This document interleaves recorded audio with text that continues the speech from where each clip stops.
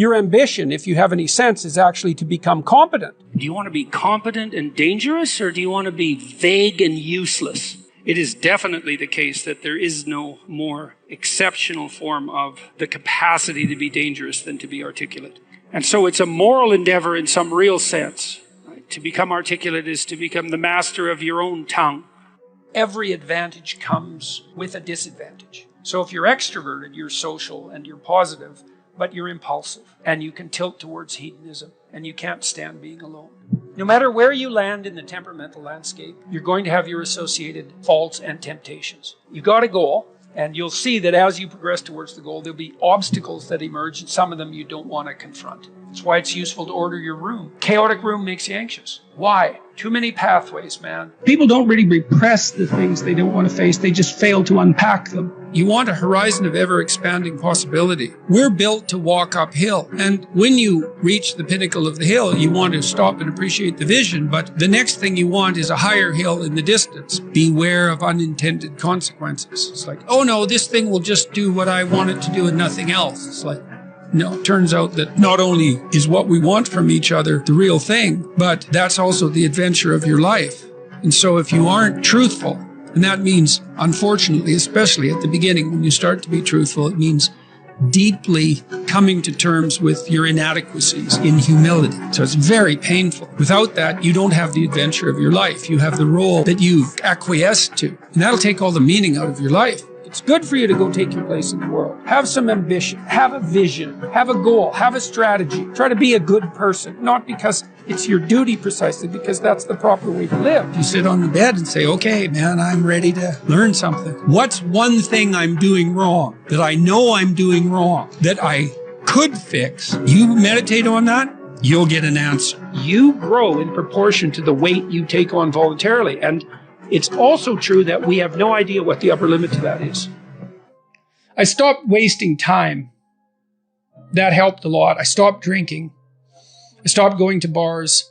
I really didn't spend a lot of time with my friends when I had young kids in particular. I had friends and I saw them, with some degree of regularity, but where I cut corners was more with social life outside my family. So I spent a lot of time with my wife, and I spent a lot of time with my kids, and I spent a lot of time on my career.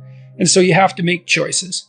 And I think those were reasonable choices. I'm not displeased with them. Don't abandon your friendships, but you can certainly look at where you're wasting time and just stop doing things that you know to be a waste of time.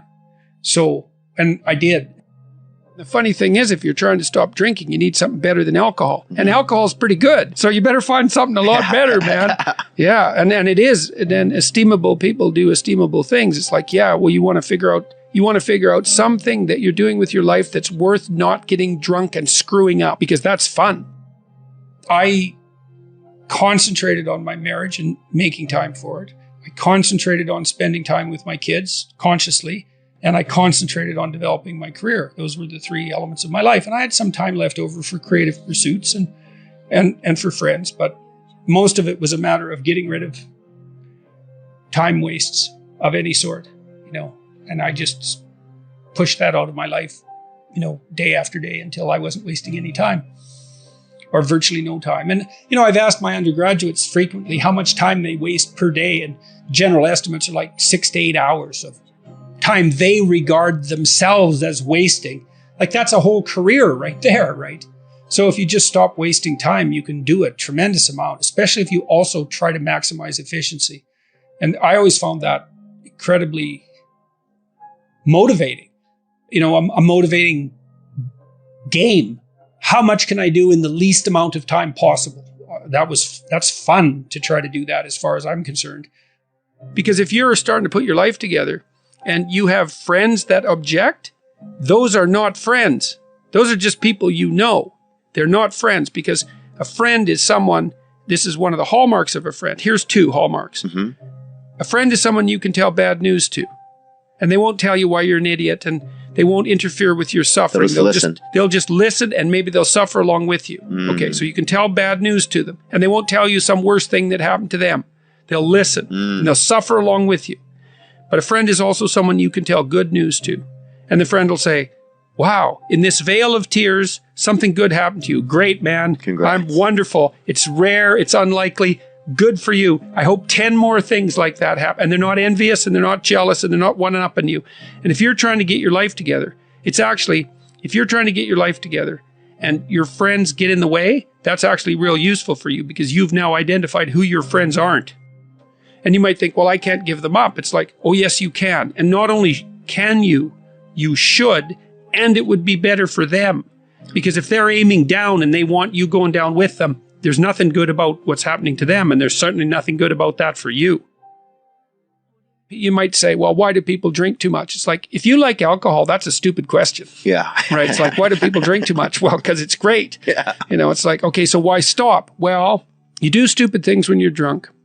You hurt yourself. You compromise your health. It's really hard on the people around you. You tend to turn into a liar, and it screws up your life. Yeah. It's like, yeah, but it's pretty fun. Yeah, well, it is. But you need something better than that. And what's better isn't being straight and not making mistakes. It's like that's all prohibition in some sense. What's better is, no, you need an adventure, man. You need to get out there and have something to do. Yeah. And something worth waking up for. And that's the substitute for the addiction. Actually, the addiction is the substitute for that, if truth be known. You need to be afraid of the right thing, and you should be afraid of contaminating your soul with deceit.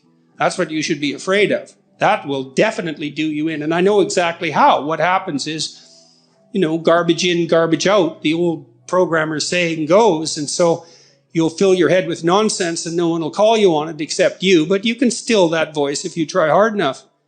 You just wait until you get in real trouble. One day there'll come a point where you have to make a decision. And the decision is the difference between life and death, or worse, between someone else's life and death, or worse, between health and the suffering that's worse than death. And because you've compromised yourself to such a degree, you will not be able to rely on your judgment, and you will make the mistake you shouldn't make. And then you're done. And that will absolutely happen. Approach it voluntarily. Carefully, but voluntarily. Don't freeze and run away. Explore. Instead, you expose yourself to risk, but you gain knowledge. And you wouldn't have a cortex that, is ridiculously disproportionate if, as a species, we hadn't decided that exploration trumps escape or freezing. It's like we explore. That can make you the master of the situation, so you can be the master of something like fire instead of just being terrified about it.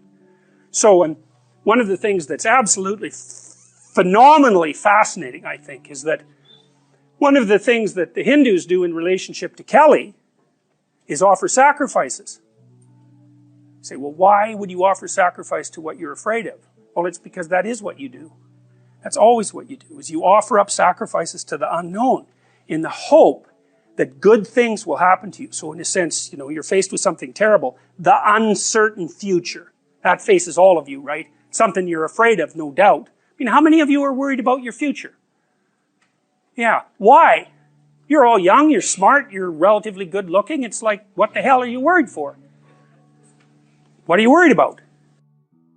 You have innumerable quasi-autonomous subsystems that make you up that will generate stories impulsively, and you'll just act them out. And you know that because you watch yourself over 2 weeks and you think, Jesus, I did a lot of stupid things in the last 2 weeks.